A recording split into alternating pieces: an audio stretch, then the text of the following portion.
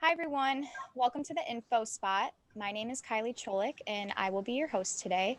Just to give a little background on myself, I am currently a second year occupational therapy student here at Cleveland State.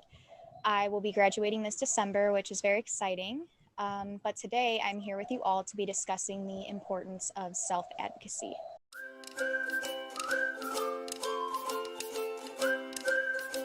So, before we begin, I want to introduce occupational therapy and a little bit about what we do. As occupational therapists, we take a more holistic approach to treatment by looking at the person as a whole. This means that we take the physical, mental, psychological, and emotional aspects of a person into consideration when treating.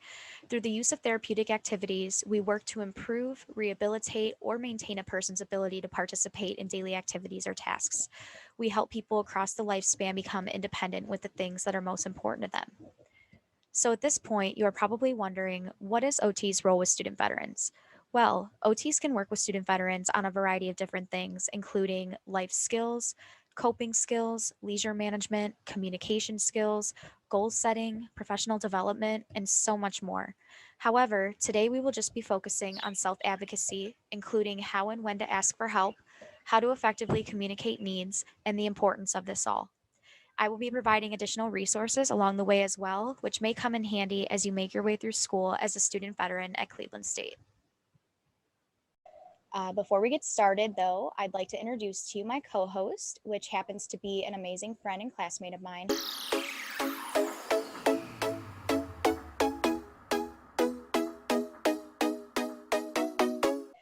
Hannah, would you like to introduce yourself a little bit? Oh man, what an entrance. Thanks, Kylie. I'm excited to be here with everybody today. I'm Hannah, and I'm also a second year OT student here at Cleveland State. I'm happy to co host with Kylie and learn something new. I actually researched how to talk about disability while addressing stigma in the veteran population. So our topics are very similar and might even go hand in hand. So I'm really excited to be here. Great. Thanks, Hannah. So, where do we start?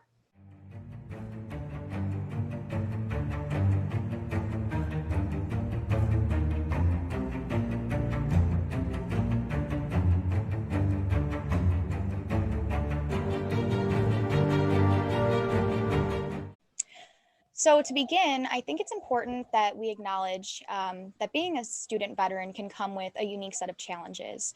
While returning back to school can present new possibilities, making that transition from life in the military to life as a civilian while balancing school isn't easy at all. As a new student veteran, it's important to be aware of these challenges and the steps you can take to address them. Today, I will just be providing you all with tips and strategies about those challenges or barriers related specifically to self advocacy that may arise from your military experiences. That sounds great.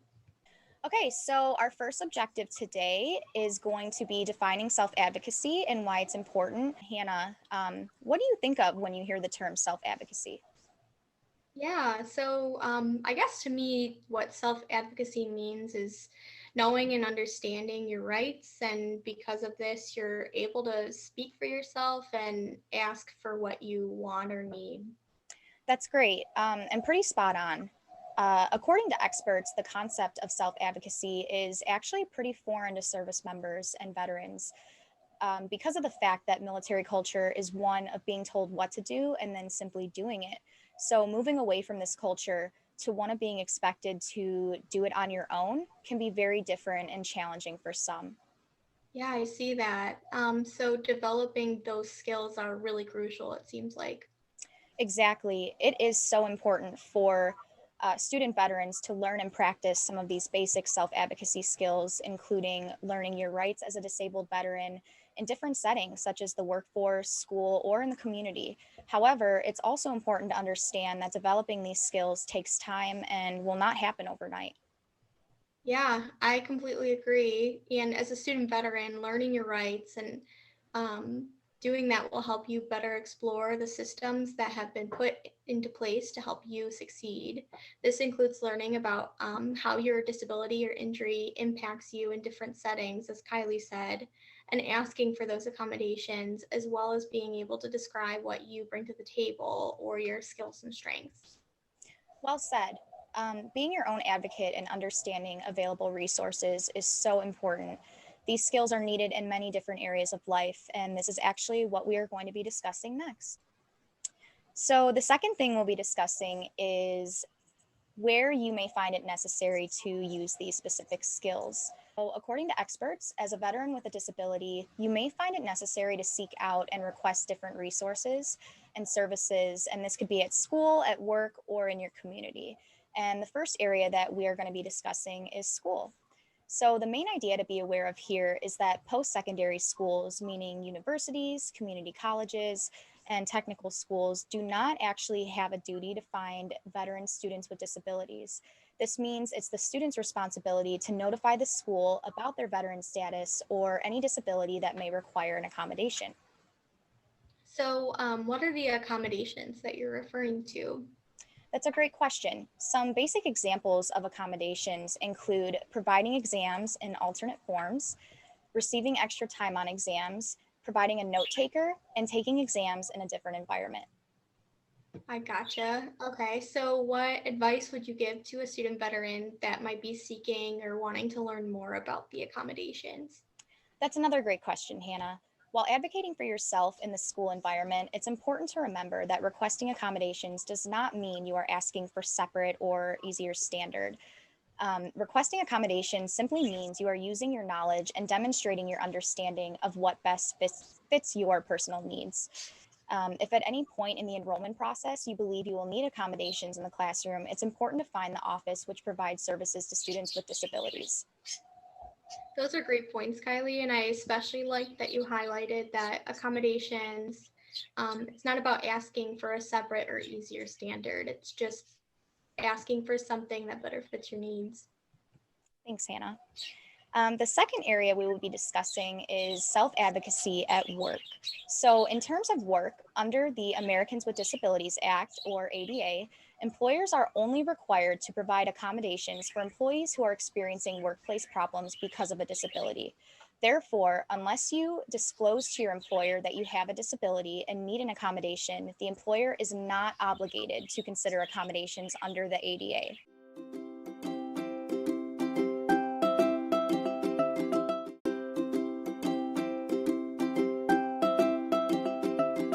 Third area we will be discussing is community.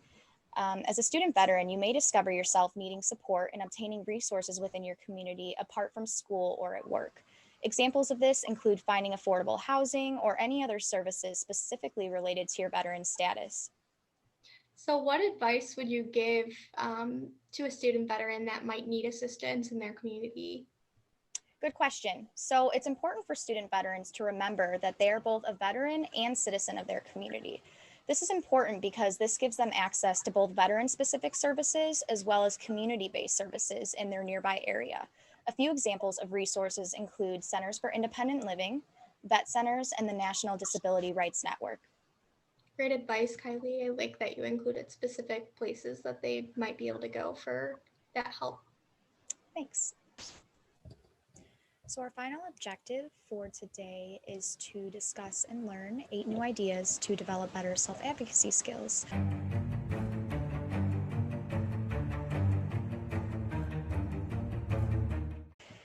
As we previously discussed, the skill of self advocacy is not going to come overnight. It is going to take time, patience, and lots of practice. This is why Vets First put together a list of 8 ideas that you can use to start to develop a solid sense of what it will take to sharpen your own self advocacy skills as you make your way through school and other aspects of life in general.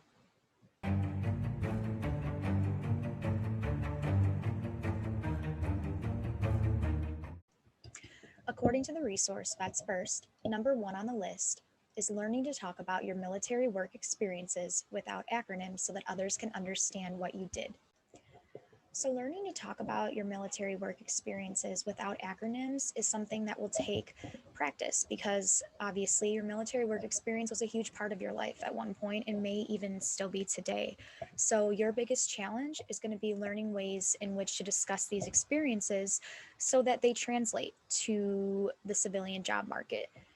This includes adapting the terminology so that it's understandable to the average person. So, a good example of this would be relating your job as, let's say, an infantryman to the civilian job market. Um, if I was giving advice to someone, I would say to dig deeper and not focus on the exact job title, but truly asking yourself the questions: what type of skills did I utilize to perform this job? What made me successful at this job? There are so many different components that go into being an infantryman that can be broken down and related back to civilian work. For example, the ability to thrive under stressful circumstances, or the ability to work well with large groups of people, or as part of a team. So, really, what I'm saying is evaluate your entire role for what it is instead of just describing your exact duty while performing that specific job. A few resources for this specific skill include a source called vistacollege.edu, which discusses 7 military skills vets can use in securing a job. The examples listed on this page are great because they do not include any acronyms and they can be easily adapted to different job positions. And I will have that linked at the very end of the video. Another excellent source is the Department of Veterans Affairs Military Skills Translator. This is also great because it offers career and employment assistance. It also contains many different links regarding vet success and overcoming challenges and finding new opportunities for employment.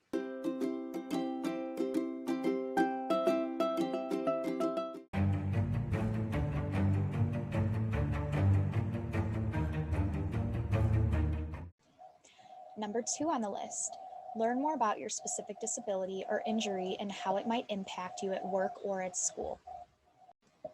So, as we discussed above, number 2 on the list is going to include focusing on your abilities and the accommodations you may need to be as productive and successful as possible in different environments. Specifically, it's important to know yourself and your disability because before you can advocate for yourself, you need to know how to talk about your disability in a way that other people will understand. So, prior planning is key to ensuring your accessibility concerns or disability related barriers are addressed in a timely and appropriate manner. One specific resource that I have for you all is a site called Disability Advocates, and this website provides veterans with disabilities and their families with resources, support, and guidance to re engage in the community and achieve their independent living and employment goals.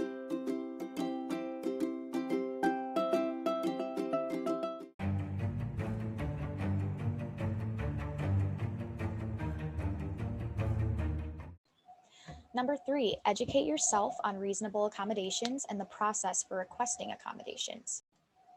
Reasonable accommodations can include anything from creating flexible schedules to using different kinds of technology to help you keep track of things in the classroom or workplace. An important part of being successful is recognizing when you need help and where you can go to find it.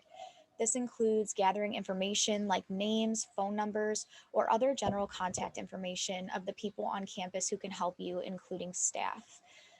Lastly, I would say it's important to create a plan, identify the areas that you need help with, write them down, practice saying them out loud, and then take the time to address these concerns with those that can help.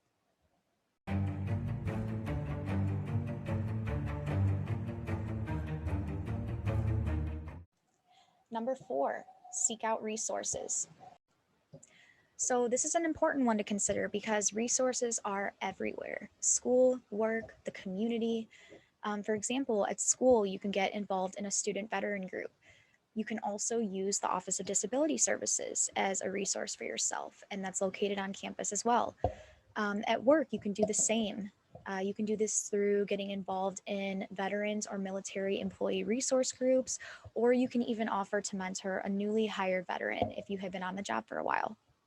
Um, Seeking out resources will require taking the time to research and find the things that will be the most beneficial to you.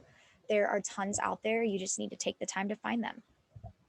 A few resources for this specific skill include the Veteran Success Program at Cleveland State, which is there to help you access all the tools and programs available to help you succeed at Cleveland State University.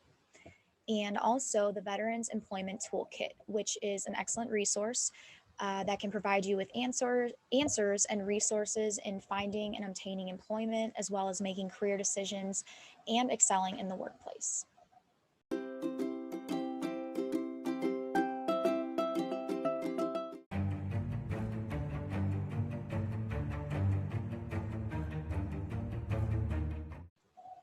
Number 5, research and understand the laws that might impact you as a student or an employee, or those that impact a caregiver in your family. So, a few of the laws that number 5 is referring to include the ADA, which is the Americans with Disabilities Act, the Uniform Services Employment and Reemployment Rights Act, and the Family Medical Leave Act, just to name a few. So it's important to take the time to read and understand how these specific laws might impact you. Um, and by doing so, you can determine questions such as how the Americans with Disabilities Act provides protection for student veterans with disabilities, what benefits the Veterans Assistance Act of 2008 can provide for students with disabilities, as well as what types of services and supports have the potential to benefit student veterans with disabilities. I have linked a resource center which can be used to obtain all of these answers. And truly understanding how these laws can impact you is important because they can have a great impact on your future education and employment opportunities.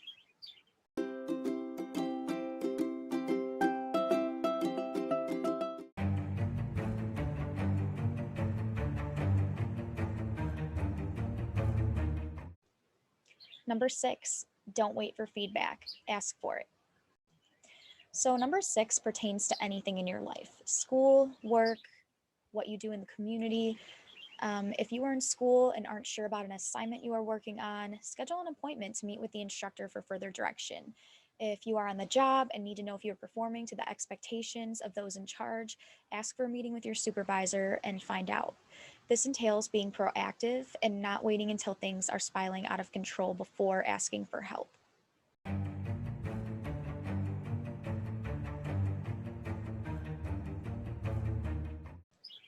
Number 7, familiarize yourself with the signs and symptoms of post traumatic stress disorder or PTSD and mild traumatic brain injury, if not for you, for fellow veterans.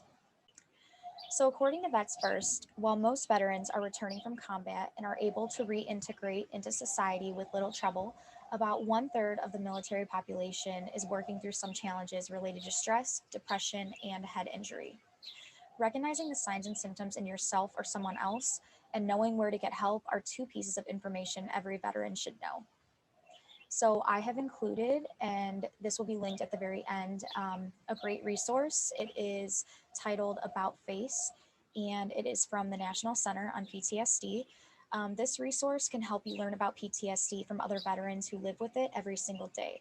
They discuss their experiences and how treatment turned their lives around.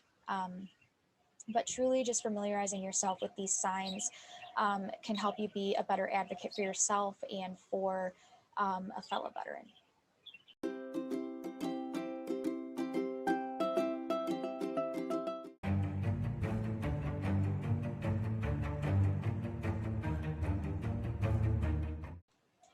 And to conclude, we have number 8, which is knowing where to find the resources you need and or who can help you find them. So number 8 is pretty straightforward. Knowing where to find the resources you need can just include keeping a log of people, places, and the record of resources that you have found for yourself, just keeping them in a safe place and sharing them with others when needed. This can truly help for um, when it comes time to self advocate for yourself. A question pops up or you need to know something. Number 8 is truly just telling you to keep track of where you are putting these resources so that you can find it as quickly as possible to get your question or your problem solved. That is all that I have for you guys today. I really hope you enjoyed watching this vlog and were able to take some useful information from it. All of the resources that I discussed will be linked at the end of the vlog for you to refer back to if needed. As I stated throughout the vlog, Vets First was a great resource and provided amazing information regarding not only self-advocacy skills, but a bunch of other topics that I'm sure you would find useful. So I would also like to thank Hannah for being here today and contributing to this conversation. One piece of advice for you all, I would just say, is to remember to plan ahead and to never be afraid to reach out and ask for help. There are so many people that are on campus, that are in the community, at your workplace, that are rooting for you and are there to provide help. So If you have any questions about anything we discussed today, please contact the Veterans Success Center. Thank you.